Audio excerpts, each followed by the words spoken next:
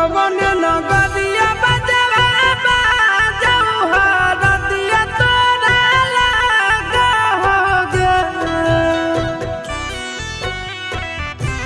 कवन नगरिया बजवा बाजऊ हरदिया तोरा लागोगे, हरदिया तोरा लागोगे।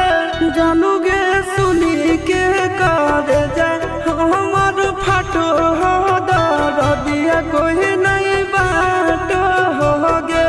जानू गे सुनी के कर जा हमर फाटो हो दरदिया कोई नहीं बाटो होगे। पूर्व नगरिया बजवा बाजऊ हरदिया हमारा लागो, हरदिया हमारा लागो रे। सोना रे घरवा के लोगा बहई मनामा मड़वा बहिठी डाटो रे।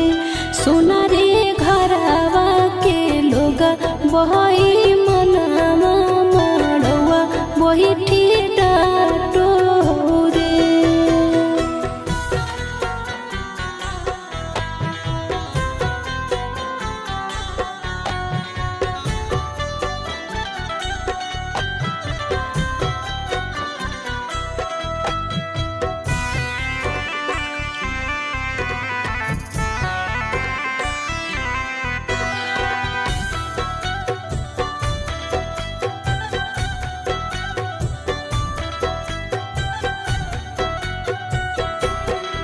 हद जखनी ढराई जइतौ तोर शंखा बनिया, हो जइतै खत्म हमर प्यार के कहानिया।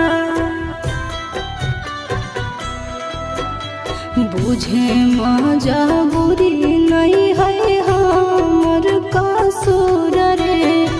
इहे शायद होते भगवान के मंजूर रे। कठ के करे जावा बनैले नी दया नहीं आवोगे।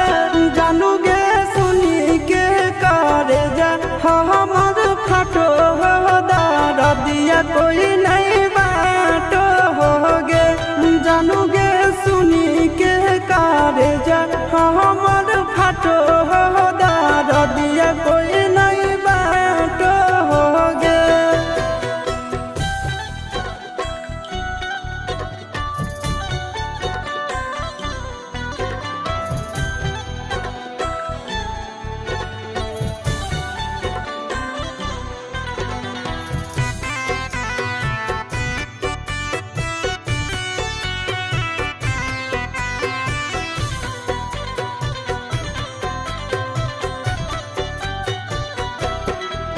आगे तोरे नाम धड़को है दिल के धड़कनवा, मंगिया भरते चली जइबो सामसनवा।